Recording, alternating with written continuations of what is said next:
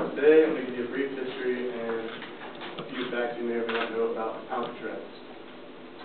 I'm going to talk about how it was used as a U.S. Army fortress, a U.S. Army prison, and a federal prison. Alcatraz first received its name in 1775 from the Spanish explorer Juan Manuel de Ayala. I guess that's how you say it. When he first came across it, it was cluttered and just packed with pelicans. And so he came across the San Francisco Bay Area and was like, hey, tons of pelicans on the call the island of pelicans.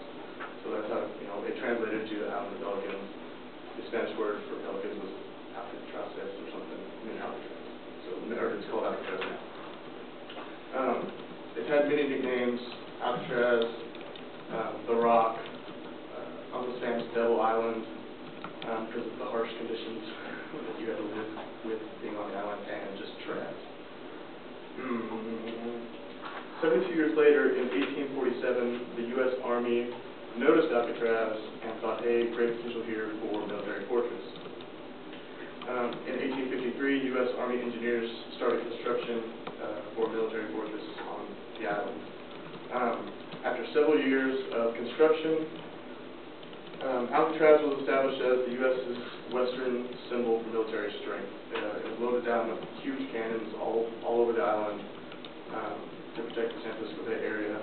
Some of the cannons were, I think there was 4 on the island that were like 36,000 pounds, and they could sink a big ship from up to 3 miles away. So they definitely wanted protection and loaded it with weaponry. Because of its isolation, surrounded by freezing waters and hazardous currents, the U.S. Army thought it was an ideal location for holding captives, holding war prisoners.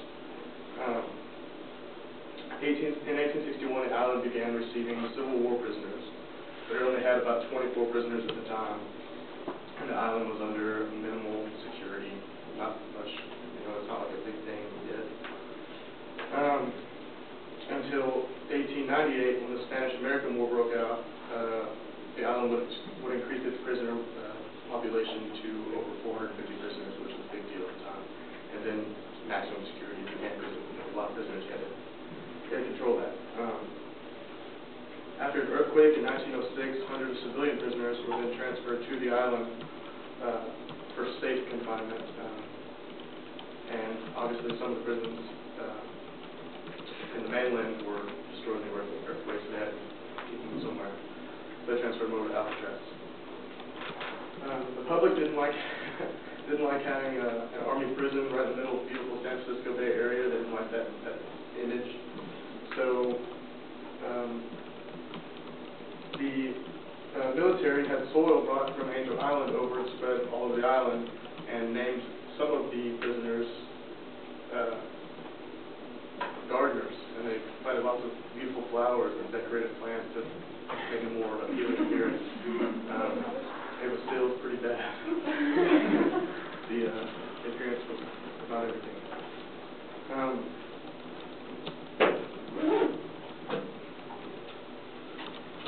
Over the years, the prison's the harsh routine, living conditions became a lot more relaxed, and a lot of recreational activities began to become more popular. In the late 1920s, prisoners were permitted to build a baseball field, and got to have their own teams and a little league, and had their own uniforms, and it was a lot better than sitting in a cold cell all day and chained. They had a little more freedom and had a lot more fun. As much fun as you could have in prison. They also, on Friday nights, they also had fight night, Alcatraz fight night, and some selected prisoners were boxing together against each other, and it attracted a lot of attention, and even some visitors from the mainland could get some special invitations and come over and watch, and it was a big deal. So that was some of the recreational activities that became well known at Alcatraz. Due to increasing operational costs, the military had to close the prison in 1934, and ownership then shifted to the Department of Justice. During the late 20s and throughout the 30s, the gangster era was in full swing. The American people lived in fear as mobsters exerted heavy influence on metropolitan areas and the authorities. They had a lot of influence, the mob scene, killing lots of people at that time. And so there was a great need for a place to hold the captured mobsters, and Alcatraz seemed the ideal solution to the problem. In late 1934, the prison had been made escape-proof before allowing the holding of mobsters and other murderers throughout the 20s and 30s. It was made escape-proof. Among some of the prisoners were some famous mob bosses and murderers such as Al Capone, George Machine Gun Kelly, and Robert Stroud, the Birdman of Alcatraz. He was seen a lot of times talking to birds and had birds all around him, but he wasn't allowed to keep the birds. Like, he wanted to bring himself and stuff, but he wasn't allowed to. He was the Birdman of Alcatraz.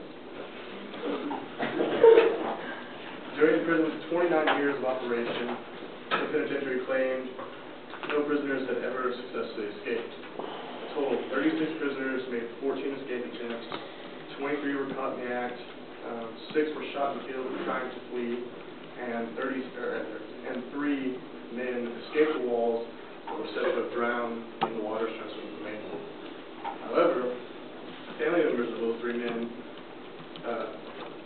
said they had received postcards from all over the nation, just generic postcards, saying that, I've escaped and I'm alright, but I can't say where I am, obviously, because we don't want to get out. But there's a lot of speculation between whether those guys actually been in the mainland or whether or not they drowned in the San Francisco Bay waters. Once again, because of operational costs and eroded buildings from the saltwater, Attorney General Robert F. Kennedy had the penitentiary closed on March 21st of 1963. Later that year, the U.S. Penitentiary in Marion, Illinois, which was on land, opened as a replacement for Alcatraz. Today, I've given you a brief history over Alcatraz as a military fortress, military prison, federal prison, and gave you a few facts you may or may not have known.